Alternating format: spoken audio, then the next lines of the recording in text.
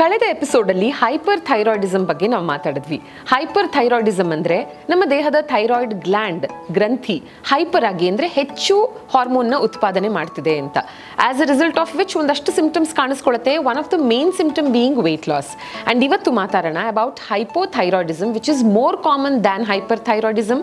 Hypothyroidism ಅಲ್ಲಿ ಥೈರಾಯ್ಡ್ನ ಗ್ರಂಥಿ ಕಡಿಮೆ ಹಾರ್ಮೋನ್ನ ಉತ್ಪಾದನೆ ಮಾಡುತ್ತೆ. As a result of which ಒಂದಷ್ಟು ಸಿಂಪ್ಟಮ್ಸ್ಗಳು ಕಾಣಿಸ್ಕೊಳ್ಳುತ್ತೆ. And the major symptom being weight gain.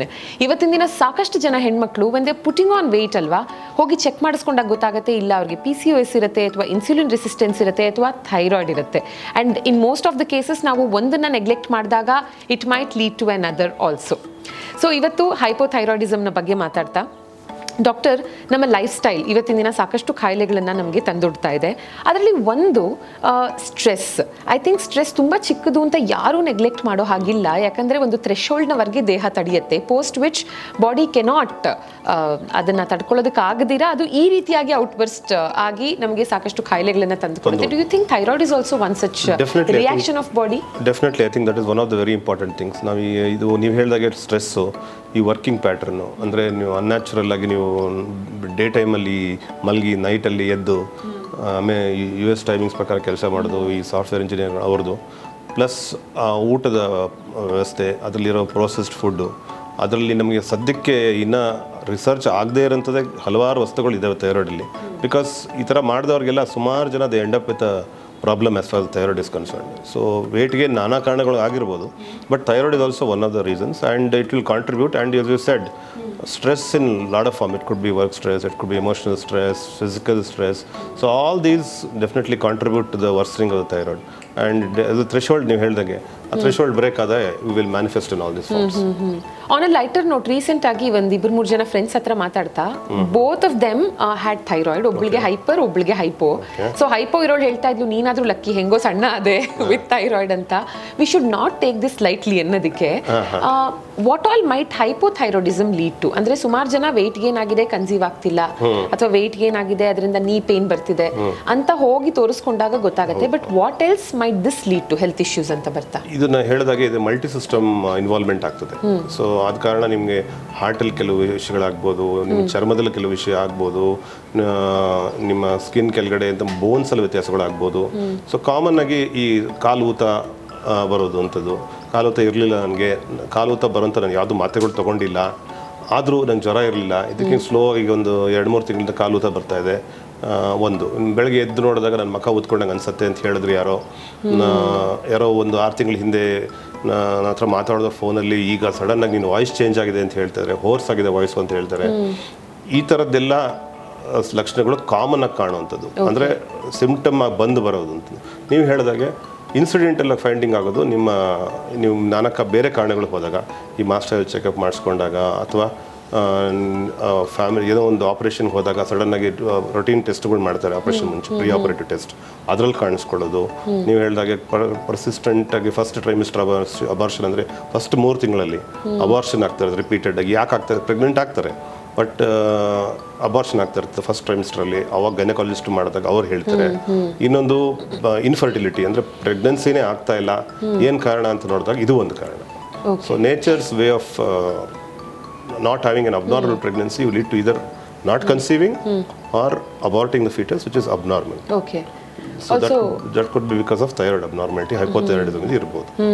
One medical supervision very important. You should not misguide or misled by your people around you. ಅದೇನಾಗುತ್ತೆ ಬಿಡು, ಏನು ಸಿಂಪ್ಟಮ್ ಇಲ್ವಲ್ಲ ನಿಮಗೆ, ಯಾಕೆ ತಗೋತೀಯಾ, ಟೆಸ್ಟಲ್ಲಿ ಮಾತ್ರ ಬಂತಿದ್ದು, ನಿನಗೇನು ಲಕ್ಷಣಗಳಿಲ್ಲ, ಆರಾಮಾಗಿದೆಯಲ್ಲ, ಏನು ತೊಂದರೆ ಇಲ್ಲ, ಇದು ಬರುತ್ತೆ ಥೈರಾಯ್ಡ್, ಊತ ಬರುತ್ತೆ, ನಿನ್ಗೆ ಊತ ಇಲ್ಲ, ದಪ್ಪ ಆಗ್ತಾ ಇಲ್ಲ, ನೀನು ಚೆನ್ನಾಗೇ ಇದೆಯಾ, ಯಾಕೆ ತಗೋಬೇಕು ಅನ್ನೋದೆಲ್ಲ ಹೇಳ್ತಾರೆ. So I think you should not get misled by that, I think. And one more important thing is, ಅಲ್ಲಿ ಯಾರು ಬರ್ತಾರಲ್ಲ ಥೈರಾಯ್ಡು, ಡಾಕ್ಟರ್ಗಳು ಸಹಿತ ಪ್ಲಸ್ ಪೇಷಂಟ್ಸು ಸಹ ಅವರು ಮನೇಲಿರೋರು ಮಾಡಿಸ್ಬೇಕು. ಅಕ್ಕ ತಂಗಿ ಇರ್ಬೋದು, ಅಣ್ಣ ತಮ್ಮಂದಿರು ಇರ್ಬೋದು, ಅಪ್ಪ ಅಮ್ಮ ಇರ್ಬೋದು. ನಾವು ಕೇಳ್ತೀವಿ ಮನೇಲಿ ಯಾರಿಗಾರು ಇದೆಯಾ ಅಂತ, ಯಾರಿಗೂ ಇಲ್ಲ ಅಂತ. ಸುಮಾರು ಸಲ ಮಾಡಿಸಿರಲ್ಲ ಟೆಸ್ಟ್. ಇವ್ರು ಏನೋ ಕಾರಣಕ್ಕೆ ಬಂದರೂ ನಾವು ಕಂಡುಹಿಡ್ಕೊಂಡ್ವಿ. ಕರೆಕ್ಟ್. ಆ್ಯಂಡ್ ಕೊನೆಯದಾಗಿ ಅಯೋಡಿನ್ನ ಪಾತ್ರ ಇನ್ ಥೈರಾಯ್ಡ್, ಯಾಕಂದ್ರೆ ಭಾರತದಲ್ಲಿ north east they have this goitre swelling ಅಂತ ಹೇಳಿ, ಅದಕ್ಕೂ ಅಯೋಡಿನ್ಗೂ ಸಂಬಂಧ ಇರೋದ್ರಿಂದ what is the role of iodine in thyroid? Basically ನಿಮ್ಮ thyroid hormone is made of iodine molecules only. ಈ T4 ಅಂತಂದ್ರೆ 4 ಅಯೋಡಿನ್ ಇರುತ್ತೆ ಅಂತ ಮಾಲಿಕ್ಯೂಲ್ಸ್. ಅದು ಕೆಲಸ ಮಾಡಲಿಕ್ಕೆ T3 ಆಗ್ತದೆ.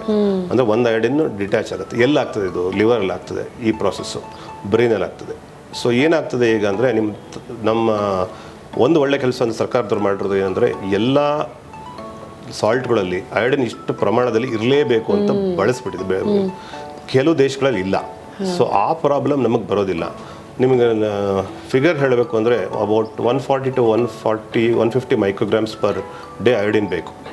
ನಮ್ಮ ದೇಶದಲ್ಲಿ ಸಪ್ರೇಟಾಗಿ ತಗೊಳ್ಳೋ ಅಗತ್ಯ ಏನೂ ಇಲ್ಲ. Because whatever salt we use ರಿಕ್ವೈರ್ಮೆಂಟಲ್ಲಿ ಬಂದ್ಬಿಡುತ್ತೆ. ಸೊ ಅದಕ್ಕೆ ನೀವು ಈ ಅನ್ಲೇಬಲ್ಡು ಅನ್ಬ್ರ್ಯಾಂಡೆಡ್ ಸಾಲ್ಟ್ನ ಉಪಯೋಗಿಸೋದ್ರಲ್ಲಿ ಸ್ವಲ್ಪ ಚೆಕ್ ಮಾಡ್ಕೋಬೇಕಾಗತ್ತೆ. ನೀವು ಕಲ್ಲುಪ್ಪಾರು ಉಪಯೋಗಿಸಿ ಅಥವಾ ಪೌಡ್ರ್ ಉಪ್ಪಾರು ಉಪಯೋಗಿಸಿ whatever it is iodized ಅಂತ ನೋಡಬೇಕು. It is legal to iodize ನಾವು.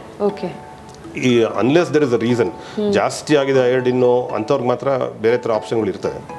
But generally everybody including children, because children also very important that they use consume iodized salt only. So ಇಲ್ಲಿ ಯಾವುದೇ ಸಾಲ್ಟ್ ಇದ್ರೂ it is illegal to sell without be iodizing it.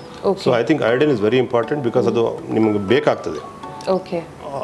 Along with micronutrients ಅಂತ ಹೇಳ್ತೀವಿ, ನಿಮ್ಮ magnesium ಅಂತ ಹೇಳ್ತೀವಿ, ಸೆಲೀನಿಯಮ್ ಅಂತ ಹೇಳ್ತೀವಿ.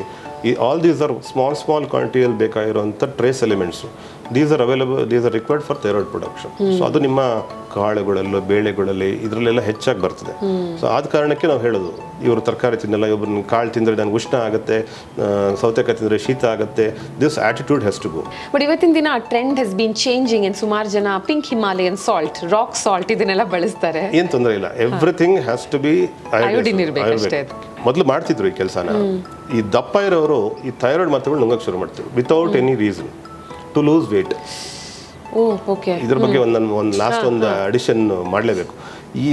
ಈ ಮಿಸ್ಯೂಸ್ ಆಗ್ತದಲ್ಲ ಸಣ್ಣ ಆಗ್ಲಿಕ್ಕೆ ಅಂತ they use to use this. So you have to be very aware of this possible. Especially hyper ಥೈರಾಯ್ಡ್ನವ್ರು ಸಡನ್ ಆಗಿ ಬಂದರೆ ಈ ವಿಷಯಗಳನ್ನ ನೀವು ಕೇಳ್ಕೋಬೇಕಾಗ್ತದೆ.